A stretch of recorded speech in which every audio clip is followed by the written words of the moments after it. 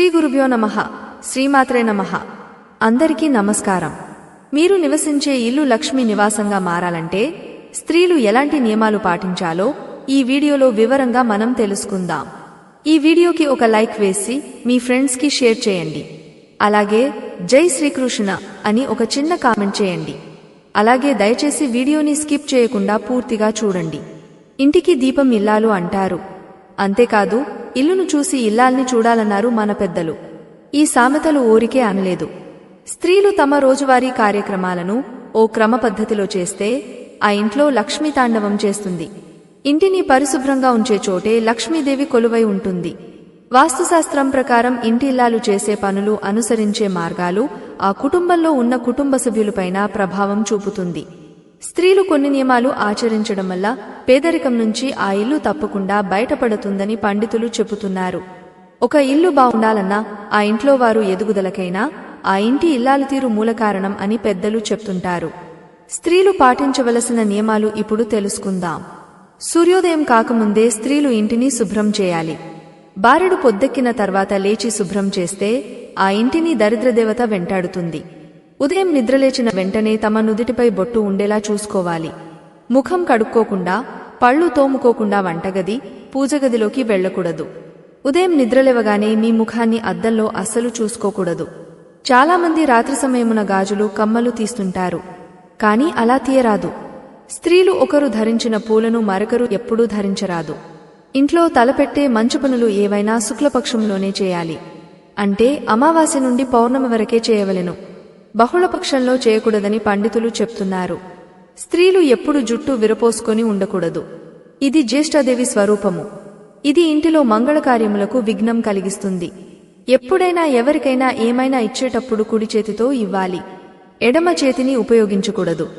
సుమంగళి స్త్రీలు రాత్రి వేళలందు అలిగి ఆహారము తినకుండా నిద్రించకూడదు. అలాగే శుక్రవారము నాడు గాని, జీతము వచ్చిన వెంటనే గాని ముందుగా ఉప్పుకొనండి. ఇలా చేయటం వలన సంపద వృద్ధి కలుగుతుందని చెప్తారు. స్త్రీలు ఎప్పుడు దిండ్లుపై కూర్చోకూడదు. ఆడవారనే కాదు, ఇంట్లో ఎవరు కూడా అలా దిండు మీద కూర్చోకూడదని చెప్తున్నారు. ఇంటి ఇల్లాలి నోటి నుండి ఎప్పుడు కూడా పీడ, దరిద్రం, శని, పీనుగా, కష్టము అనే పదాలు వినిపించకూడదు. ఇంట్లో దుమ్ము, ధూళి, సాలెగూళ్లు దారిద్ర హేతువులు. కాబట్టి ఇంటిని ఎప్పుడు పరిశుభ్రంగా ఉంచుకోవాలి. స్త్రీలు ఎప్పుడు కోపం, చిరాకుతో ఉండే ఇంట్లో అసలు సంతోషమే ఉండదు. అందుకే చీటికి మాటికి చిరాకు పడకుండా కుటుంబంతో సహనంతో సున్నితంగా మెలగడానికి వ్యవహరించాలి.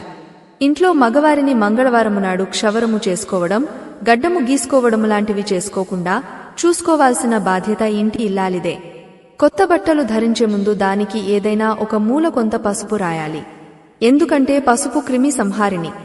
సువాసిని స్త్రీలు నలుపు రంగు వస్తువులను వాడటం గాని, నలుపు రంగు బట్టలను కట్టుకోవటం గాని ఎప్పటికీ చేయకూడదు. అలాగే ప్రతిరోజు భోజనానికి ముందు కాకికి అన్నము పెట్టాలి.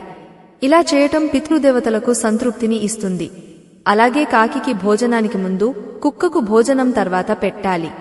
కొబ్బరికాయ చిప్ప తాంబూలంగా ఇచ్చేవాళ్లు 3 కళ్ళు ఉండే భాగము తాము ఉంచుకొని మిగతా భాగము ఇతరులకు ఇవ్వవలెను. ఉప్పు, మిరపకాయలు, చింతపండు వంటి వాటిని ఎవరికైనా ఇచ్చేటప్పుడు చేతికి ఇవ్వకూడదు. కింద పెట్టి తీసుకోమని చెప్పాలి. సూర్యాస్తమయం తర్వాత తల దువ్వటం వంటివి చేయకూడదు. ఇలా చేస్తే లక్ష్మీదేవికి ఆగ్రహం వస్తుందట. ఆడవాళ్లు కాలిపై కాలు వేసుకుని కూర్చోవడము, కాళ్లు ఆడిస్తూ కూర్చోవడం, ఒంటికాలితో నిలవడం గాని, ఎక్కువగా ఊగుతుండడం వంటి పనులు చేయకూడదు. ఇవి దారిద్ర హేతువులే కాక శరీరంలోని ఎముకలు బలహీనమై త్వరగా విరుగుటకు అవకాశము కలదు. స్త్రీలు బహిష్టు సమయంలో పూలు తల్లో ధరించరాదు. అట్టి సమయంలో ఎవరైనా ఇవ్వటానికి ప్రయత్నించినా, పూలు అమ్మేవారు వచ్చి ఇవ్వబోయినా వద్దు అనకుండా రేపు తీసుకుంటానని చెప్పాలి. ఇంట్లో ఏదైనా బాధాకర సంఘటన జరిగినప్పుడు పలకరించ వచ్చేవారిని ఎదురెళ్లి ఆహ్వానించకూడదు. అలా చేస్తే ఎదురెళ్లి అశుభాలను ఆహ్వానించినట్లే అవుతుంది. అలాగే పలకరించి వెళ్లేవారు పోయేటప్పుడు వెళ్లి వస్తానని చెప్పకూడదు. ఇంట్లో శ్రాద్ధ దినాలు ఉంటే శ్రాద్ధము ముగిసే వరకు ముగ్గు వేయకూడదు. శ్రాద్ధానంతరము ముగ్గు వేయాలి. దేవుడికి ప్రార్థన చేసి నైవేద్యం స్వీకరించిన తర్వాతనే ఏదైనా ఇతర ఆహార పదార్థాలు స్వీకరించాలి. అంతేకాని ముందు తిన్న తర్వాత దేవుడికి పెడతామంటే లక్ష్మీదేవి కలత చెంది ఇంటి నుంచి వెళ్లిపోతుందట. ఇంటిని శుభ్రం చేసిన వెంటనే ముందుగా స్నానం చేసుకోవాలి. అంతేకాని ఏ మధ్యాహ్నం తర్వాతో స్నానమాచరిస్తే ఆ ఇల్లు పేదరికంతో పాటు బాధలు తప్పవు. ఇంట్లో రోజుకు ఒకసారైనా దీపం పెట్టుకుంటే ఆ ఇంటికి పాజిటివ్ ఎనర్జీ పెరుగుతుంది. దీపాలు వెలిగించిన తర్వాత పాలు, నెయ్యి, పసుపు వంటి పదార్థాలు ఎట్టి పరిస్థితుల్లో బయటకు ఇవ్వరాదు. ఇంటి బయట సాయంత్రంలోపు ఆరవేసిన బట్టలను తీసివేయాలి. ఇంటి ప్రధాన ద్వారం ఎదురుగా చెప్పులు వంటివి పెట్టకూడదు. శుభ్రంగా పెట్టుకోవాలి. ఇంటి ఇల్లాలు ఇలాంటి చిన్న చిన్న నియమాలు పాటిస్తే మీ ఇల్లు లక్ష్మీ నివాసంగా మారడమే కాదు, ఎల్లప్పుడూ సుఖసంతోషాలతో వెలిగిపోతుంది. ఉదయాన్నే నిద్రలేచాక అందరూ చేయాల్సిన పనులు. ఉదయం నిద్రలేవగానే మన భారాన్ని మోస్తున్న భూదేవికి నమస్కారం చేయాలి. మన ఇంటి ఆవరణలో ఉండే తులసి మొక్కను లేదా గోమాతను మొదటిగా చూడటం చాలా మంచిది. ఉదయం నిద్ర కుడివైపుకు లేవాలని, మీ అరచేతులను చూసుకోవడం వలన మీకు అంతా శుభమే కలుగుతుందని అంటారు.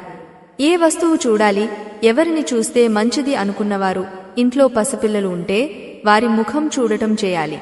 పసిపిల్లలు హృదయాలు కల్మషం లేనివి, స్వార్థం లేనివి.